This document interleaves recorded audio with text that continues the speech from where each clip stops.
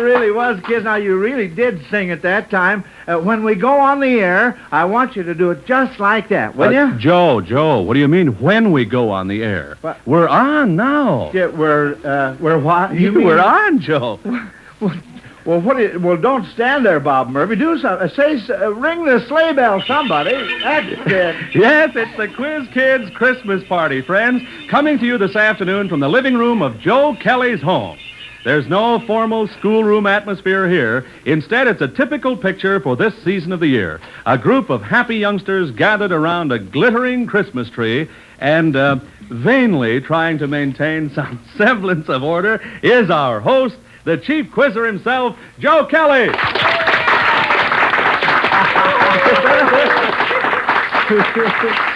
Well, thank you, Bob, and hello, everyone. Welcome to the Quiz Kids Christmas party. We've invited some of the children here in the neighborhood to our party, and we have a few grown-up friends here, too. In fact, I wouldn't be at all surprised if the walls of the Kelly home aren't bulging quite a bit. But I agree with the youngsters. When it comes to a party, the more the merrier. You know, the children in our Quiz Kids classroom last Sunday offered to come out and help Mrs. Kelly and me trim our Christmas tree. So I took them up on the offer, and, well, kids, I want to say right now, you've done a wonderful job. The tree looks beautiful. And say, I understand you quiz kids have worked up a Christmas program as sort of a surprise for teacher. Now, I don't know what kind of a program it is, but I certainly am anxious to hear it. And I know all our friends out there listening are, too. But first, just to keep in practice, let's have a few questions. Now, we'll just sit down here on the floor around the Christmas tree like here. If Grandpa Kelly can make it.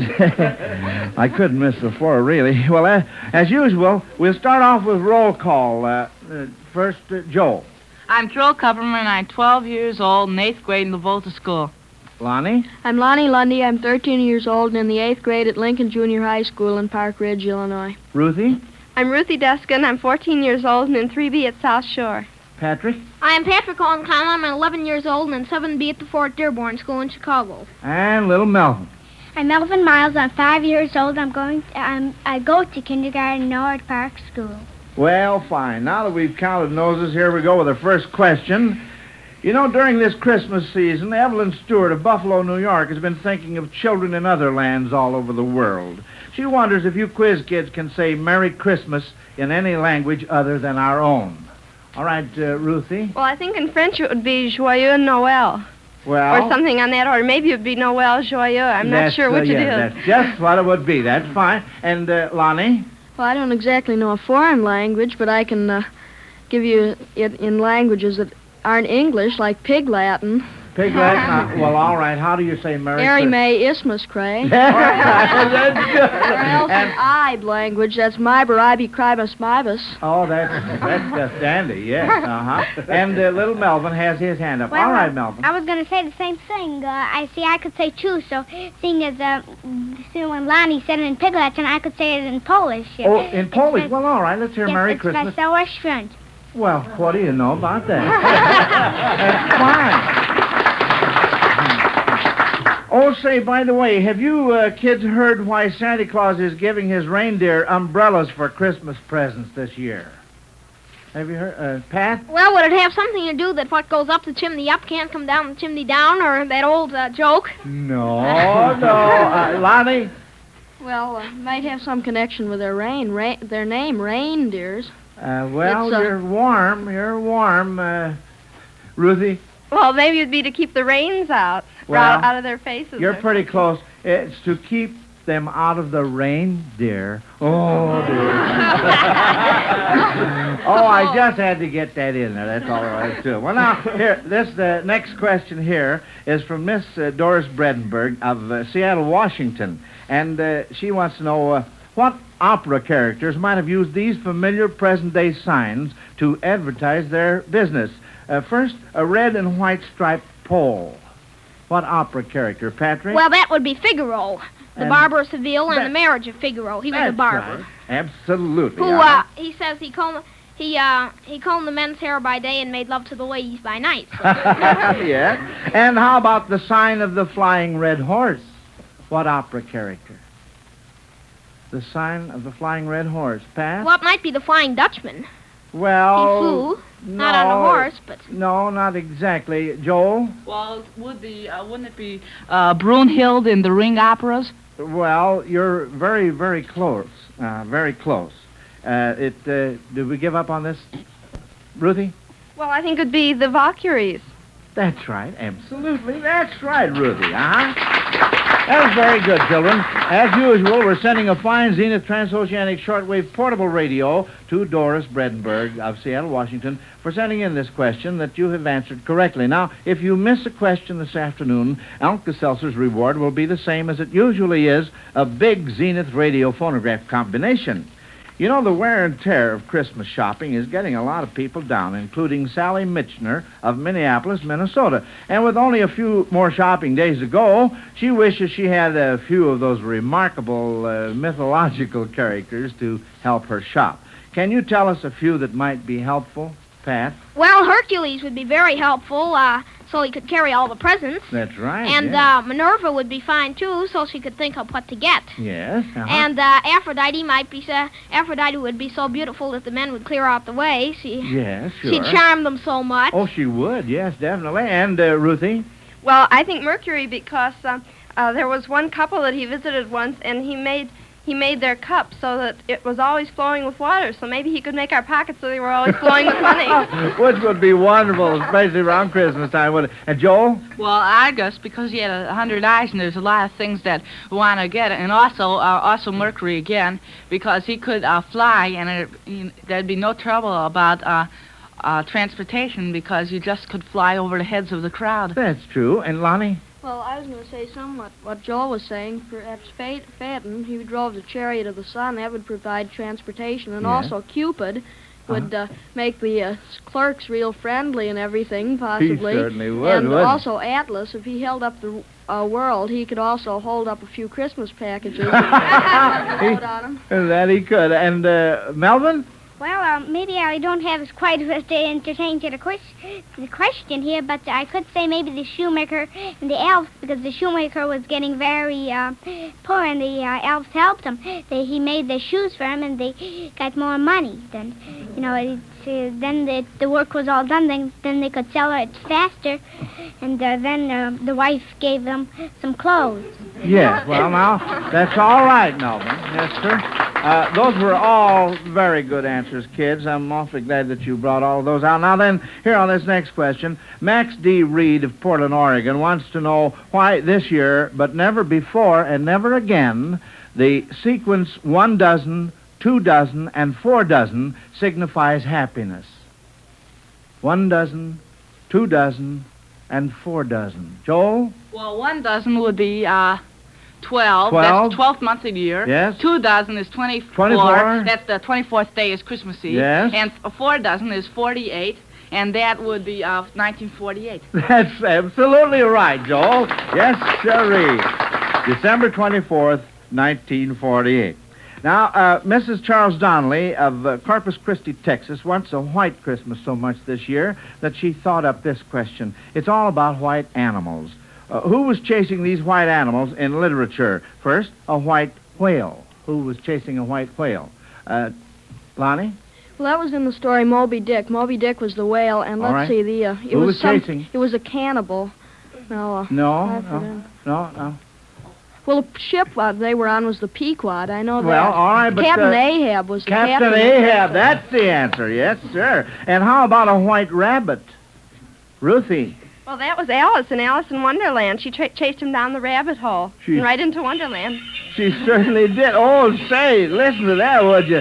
Those sleigh bells really have a merry sound, don't they? And quiz kids, that means that school is over, and it's time for the fun to begin. Oh, boy, say, I'll bet you quiz kids have been wondering about those presents under the Christmas tree, haven't you? Well, so have I. And if someone will just help me get up off the floor, we'll have a look. Yes, sirree. Oh, no, Melvin, thanks. I'm afraid you'll have to... I'm afraid you'll have to spend a few more seasons working with your road gang before you can tackle this kind of job. Say, Bob Murphy, Yes, suppose Joe? you take over while we take a look at our Christmas presents. Well, swell, Joe, and I'm glad to have this chance to talk to the folks listening in. I know you're going to be mighty busy during the next 5 days, friends, and I also know that you don't want to wake up Christmas morning with a cold. But have you noticed Old Man Cold is really making the rounds? Let's hope he doesn't catch up with you. However, if you should feel a cold coming on, remember Alka-Seltzer. Yes, remember and try Alka-Seltzer for fast relief from much of your cold distress. Here's the ABC Cold Comfort Treatment. A, Alka-Seltzer. B, be wise. Beware of drafts, be careful of your diet, and be sure you dress sensibly and try to get more rest than usual. And C stands for comfort. The comfort an Alka-Seltzer gargle can give a sore throat caused by a cold. Well, there it is, friends. Alka-Seltzer's ABC Cold Comfort Treatment, as easy as ABC to follow and really effective. Just try it and see for yourself. Remember, when you begin to sniffle and sneeze, start Alka-Seltzer's ABCs. Get Alka-Seltzer at any drugstore and say, better buy that extra package, too. That's the wisest thing to do. Say, Joe, how are you and the Quiz Kids coming along with those presents? Oh, fine, Bob. Fine, just fine. What do you know? Here's one left over here, kids. Let's see. Bob, it has your name on it. Well, Here. thank you very much, Joe. This is very nice. You're welcome, Bob, but don't stand there just holding it. Open it up and let's see what it is. We all want to have a look at it. Look, I can tell by the gleam in your eye you already know what it is. No. Let me... Bob, why, of course Holy I don't. smokes, Joe. Look at Let's this see. thing here. Well, what do you know? It's a cup and saucer, and the biggest cup I ever saw, sir. Oh, yes, sir. Hey, Bob, do you like coffee? Oh, you bet I do, Joe. Well, with a big cup like that, you better drink your coffee black because that waistline of yours will really grow. The pot is calling the kettle black over there. Seriously, Joe, what'd you find under the Christmas tree, huh? Oh, one of the nicest presents I ever received. The Quiz Kids gave me this beautiful cashmere scarf. Isn't it a dandy? Mm-hmm. Yes, sir. Well, thanks a lot, kids, ever so much. And now let's hear what the Quiz Kids found on the Christmas tree. Well, what was in your package, Ruthie? Oh, the most luscious pair of yellow Angora mittens with all sorts of colored trimmings all over them. I love Angora. Thanks so much. Say, they're beautiful, aren't they? And, Lonnie, how about you? Well, I got a swell football game here. It's has a great big board and a spinner, a board that you spin on. It looks like a lot of fun. I'll have to try that out as soon as I get home. That's a dandy, isn't it? Huh? And, Joel? I got a nice little zipper notebook, just what I need. I'm going into high school in February. Oh, fine. Well, did you open it up? Yeah, sure. Huh? What's inside? What's inside, Joel? Please. Huh? Open it way up there. What? A turtle. A turtle, yeah. Oh, surprise on Joel. Joel, he collects turtles as a hobby. Yes, sir. That's a dandy one, too. Well, how about you, Patrick? Well, I think I got the best of all. It's an album of Decca Records with A Christmas Carol by Charles Dickens and Ronald Colman as Scrooge. And I'm going to try that out as soon as I get home, but I'm sure it'll be very fine. good. Well, say, that's wonderful. And Melvin, how about you? What did you get, son? I got a molding set here. Get out. The thing that I've been always wanting, my mother just bought that for a gift, and she said I'm too little, but I think I could work them anyway. Oh, I'm sure you could. Yes, sir. Well, it doesn't take a mind reader to tell that you're all pleased with your presents. But I know that you Quiz Kids have experienced the real meaning of Christmas this year by playing Santa Claus to a lot of youngsters who are not as fortunate as you are. Yes, and you've been generous, Santa Claus, too. You see, friends, the Quiz Kids learned about the youngsters on the Navajo Indian Reservation, 150 miles back in the desert near Shiprock, New Mexico. Now, these youngsters belong to families who missed out on the relief work done for Navajos in the last year. So all the Quiz Kids who have ever been on our program decided to make this Christmas a very, very merry one for these little Indian kids. They have sent a shipment of over 500 new and reconditioned toys, a really wonderful collection of toys, beautiful dolls, books, wind-up trains, musical instruments, a high chair, a doll's house. In fact, just about everything that children everywhere like to have. Along with the toys, which are being distributed by the doctor in charge of the hospital in Shiprock, the Zenith Radio Corporation has donated one of their big radio phonograph combinations for the hospital there. Wasn't that nice? So we can say Merry Christmas to our little Navajo Indian friends out there on the desert in New Mexico and know that they are going to have just that. Now then, Quiz Kids, I think I've waited long enough for this surprise present you have for me, this program you've planned. I guess it's going to be a lot like the Christmas stocking hanging over the fireplace. You don't know what's in it until you look, and believe me, I'm ready to take a peek right now. Ruthie, suppose you start us off. Well, I've written a little poem. I suppose it'd be more appropriate a few hours from now, but I'm going to read it now anyway. All right, It's a fine. parody on the night before Christmas called A Visit from the Quiz Kids. 'Twas the week before Christmas at Joe Kelly's house, and the Quiz Kids were gay as a waltz theme by Strauss. Our genial host, the chief quizzer himself, was dressed all in red like that dear Christmas elf. Soon from the piano there issued a chord that sounded like cranking a Model T Ford. Oblivious, Lonnie continued to play, while Pat's Irish tenor went trilling away. Joel, sampling each cookie and sweet, interrupted the music with, "When do we eat?" And wee little Melvin, in his best bib and tucker, stood licking the last of his old all-year sucker, while I, looking on with envious eyes, wondered if pretzels would increase my size. Yes, the Kellys, the Quiz Kids, our parents and staff had a wonderful party with many a laugh. But poor Mrs. Kelly was thankful, I fear, that the Quiz Kids, like Christmas, come but once a year. Oh, that was dandy, Ruthie. That was fun. It certainly was. Now, little Patrick here has worked up some sort of a mysterious skit, so I'm going to turn the program over to you, Pat. You tell us what you have, will you? Well, I've written a play, and it's called A Present for Santa Claus. In collaboration with the other Quiz Kids, we have worked up parts, and here is the cast. Santa will be played by Melvin Miles. Twinkle, a chubby elf, played by Bob Murphy. Snowball, the chief helper of Santa, played by Joel Kupperman. Elmer, another chubby elf, played by Joe Kelly. Mr. Baker, played by Ruthie Duskin. Mrs. Baker. Oh, yes, yeah. Mrs. Baker, played by Ruthie Duskin. Mr. Baker, played by Pat Conlon. And Billy Baker, played by Lonnie Lundy. Scene 1, Santa Claus's workshop, 2 days before Christmas. Now, hurry, hurry. Work, work. There's time for play, but let's not shirk. Let's not do our work by half. When we're through, we'll dance and laugh. Well, we elves get to have some fun, but poor old Santa Claus, all he gets is orders and more orders. He never gets paid for his services. He says his reward is like seeing boys and girls made happy, and I think he deserves something more than that. Well, I think you're right, pal. I mean, elf, that is. Oh, here comes Santa now. Ho, ho, ho, what's this I hear about old Saint Nick? At Christmas time, joy does the trick. Old Santa never need complain. What goes Okay, Yule time, Oh, yeah. let love reign. Don't leave me hanging on the end of the line. That's all very well now, Santa. That's all very well now, Santa, but just look at your clothes. Look at those gloves. They're at least 50 years old. Oh, ho, ho, maybe they are a little old, but I'll make them last for another 25 years. Now get to work, Santa. Melvin.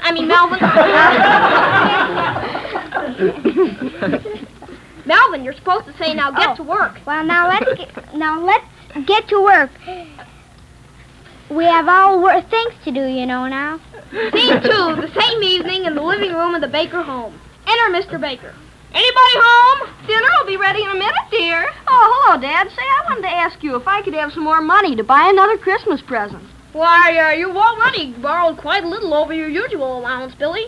I thought you'd bought all your presents. Well, not exactly. You see, well, I wanted to buy a present for Santa. What? A present for Santa? Well, now that's just silly. He doesn't get presents, he gives them. Well, I know, but gosh, I had an awfully funny dream last night, and I want to get Santa a pair of gloves. Please let me have the money. I'll pay you back. Honest, I will. Oh, all right.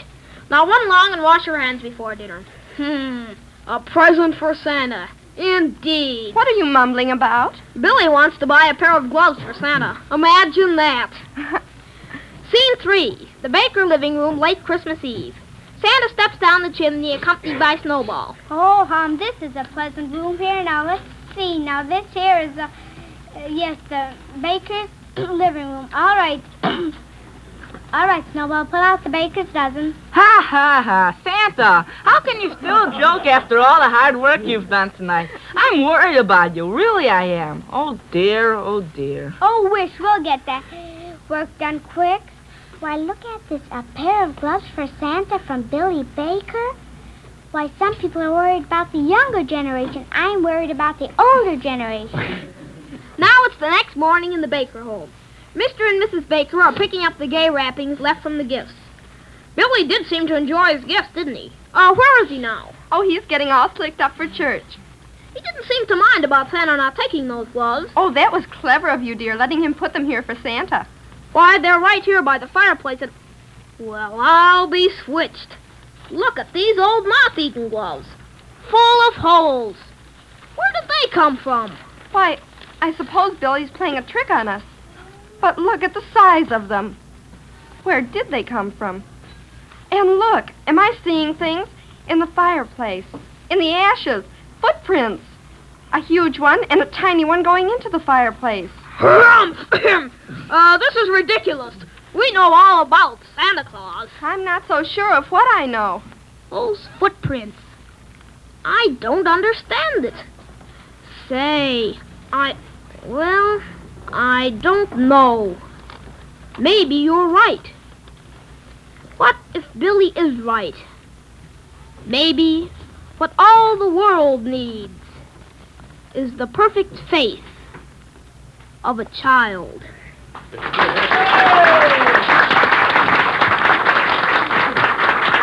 Hey, that was a humdinger. Yes, sirree, Patrick. Now, what's next round here? Well, Joe, you're next on the program. It says Joe Kelly. Oh, well, there's a little mistake there. That's a different Joe Kelly. Different Joe Kelly? Yes, it's my little 11 weeks old grandson. Well, Joe is he here today, Joe? Is he here? Well, I should say so. And here he is right here. Well, come on, son. Say something to all the folks out there, all the other little babies. Yes, say something to them. Give a great big plug for Alka-Seltzer. Now, come on. After all, we're coast to coast on NBC. I knew he was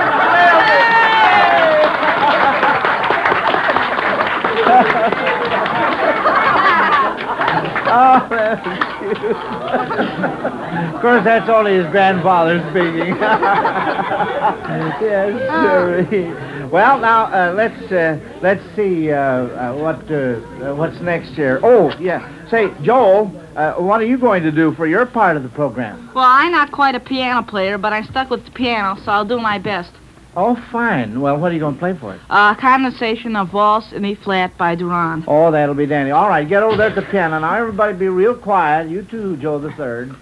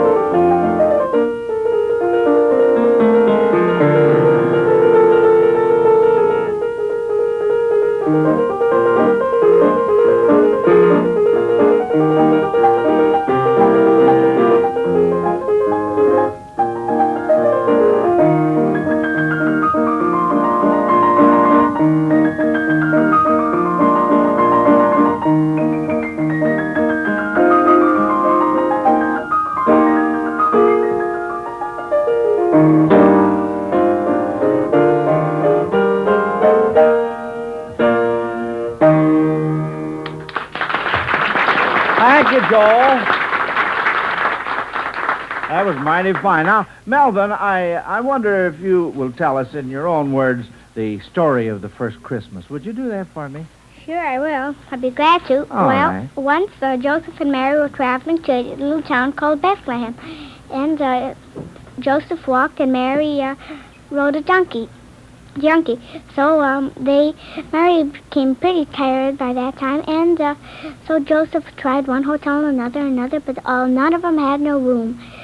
And it was the same thing went on and on until finally they came to the last one, and the man said, I have no room for you in this here hotel, but you can sleep in my stable. So they went. They were very glad to find a place to sleep, and they went. So Joseph made a nice bed out of straw for Mary, and Mary lay down, and also, then just at that minute, a bright star showed of Bethlehem. And just then, at that moment, a little baby infant Jesus was born. And also, 3 wise men were studying the stars, and they saw that bright one. So they went. They said, could this be the star that we've been looking for, searching for? And could that be the star of Jesus? So they went and followed till it finally showed down. And they went in, and sure enough, there it was. It was little infant Jesus laying down, and Mary and Joseph were watching the little baby, and they brought gold and myrrh, some other incense. That was it. Well, fine. That was just fine. Wasn't that good for a little 5-year-old? Well, Lonnie, it's your turn now, and what surprise do you have for us? Well, over this week I composed a little Christmas carol that I'd like to sing for you. Oh. I call it The Guiding Star. Oh, well, let's listen to it. Now, everybody be real quiet. Lonnie's sitting down at the piano. All right, fine.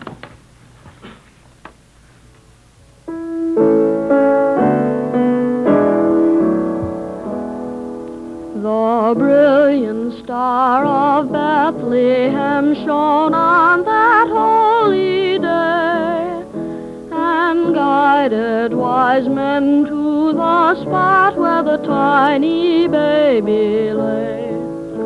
And angels came from heaven above, the tidings glad to sing, to shepherds who had gathered round to worship their new King. The joyous news that reached the world on that first Christmas day has spread throughout the entire earth to guide men on their way. When hope is low, man must but look to that bright star again, to have his faith reborn with peace on earth, goodwill toward men.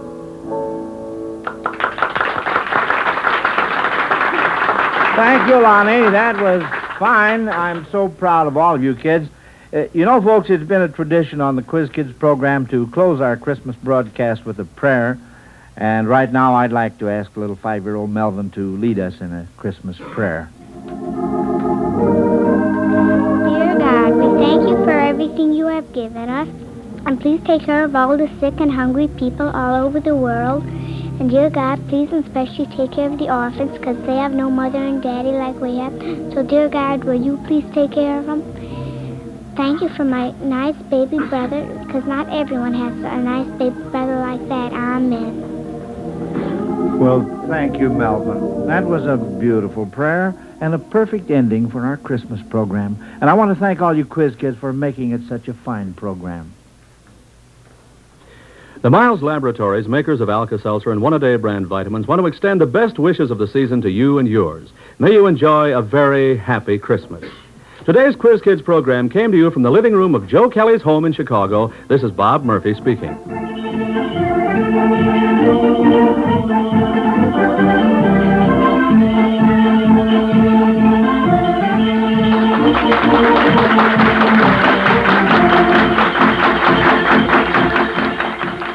This is NBC, the national broadcasting company.